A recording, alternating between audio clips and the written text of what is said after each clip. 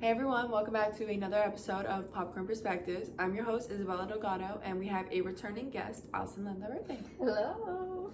Hey Alisson, how are you? I'm good. How are you? I'm good too.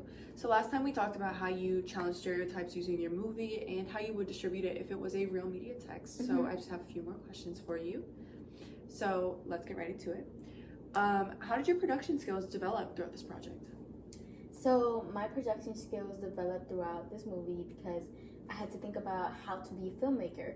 I had the opportunity of going through the process that a filmmaker goes through, and I had to plan the script, set up the filming dates, look over the editing, and while I was filming, I had to make sure, like I mentioned before, that to have a steady hand. Yeah. And the process was really complicated because a lot of things go into filmmaking, and especially when it comes to horror movies, you know, there's a lot of little details that add up to the whole plot of the movie. I had to get the lighting correctly. I had to make sure I was filming at the perfect times, which was at nighttime. And in order for, you know, everything to fit correctly, the timeline and the plot to correspond to each other, you know.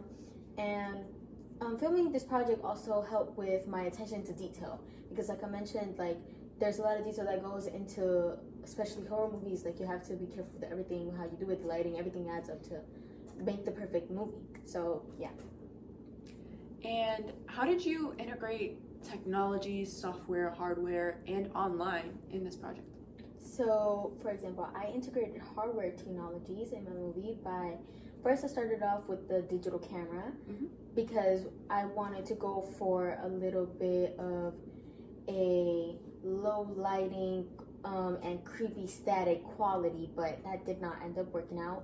So I had to switch over to filming with an iPhone 14 Pro Max and an iPhone 15, which allowed me to play around with the lighting and make sure that the lighting was where I wanted it to be, and then it also had a great quality. So I had to let go of the idea of the static quality, but it worked out great because the movie came out great.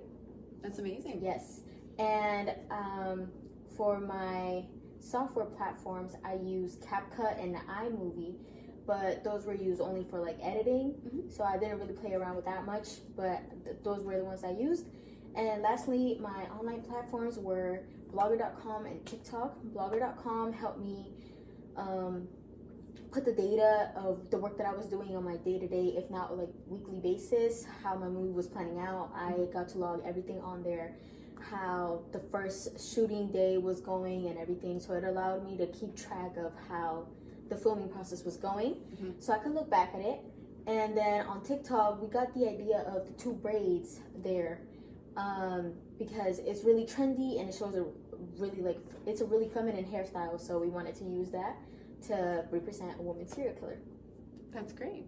Well, that is all we have time for today. So thank you again for coming onto this podcast. Thank you for having me again. Of course. And we will see you guys in the next episode. Bye.